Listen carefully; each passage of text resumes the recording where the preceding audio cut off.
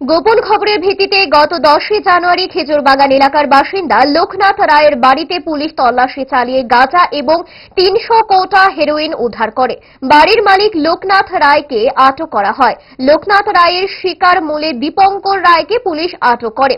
দুদিন police remand শেষে এই দুজন ড্রাগ ব্যবসায়ীকে বুধবার আদালতে তোলা হবে বলে জানান এনসিসি থানার ওসি সুশান্ত দেব।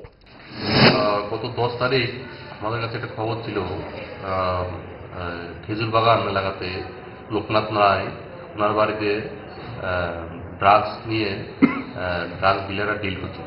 সেই অনুযায়ী আমরা ওই বাড়িতে গিয়ে রেড করে আমরা লোকনাথ রায়কে আমরা গ্রেপ্তার করতে সক্ষম হই এবং ওখান থেকে আমরা গাঁজা পাই এবং সঙ্গে হেরোইন 300 কোটা উদ্ধার করি। আর লোকনাথ রায়ের স্বীকারোক্তি মূলে আমরা আরও একজনকে গ্রেপ্তার করি, দীপঙ্কর রায়। লোকনাথ রায় 2 দিন থানাতে পুলিশ রিমান্ডে ছিল।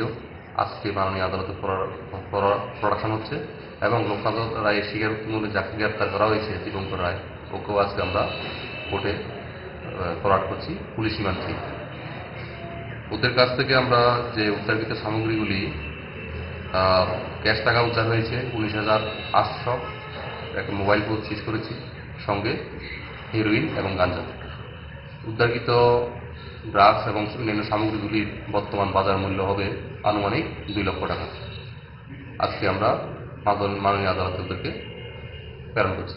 ইচ্ছে করে ডায়েটটা ভুলে রোলটা ফুচকাটা খেতে, কিন্তু মনে রাখতে হবে 5 দশক ধরে গ্যাস, অম্বল ও পেটের সমস্যার একমাত্র সমাধান গ্যাস নল।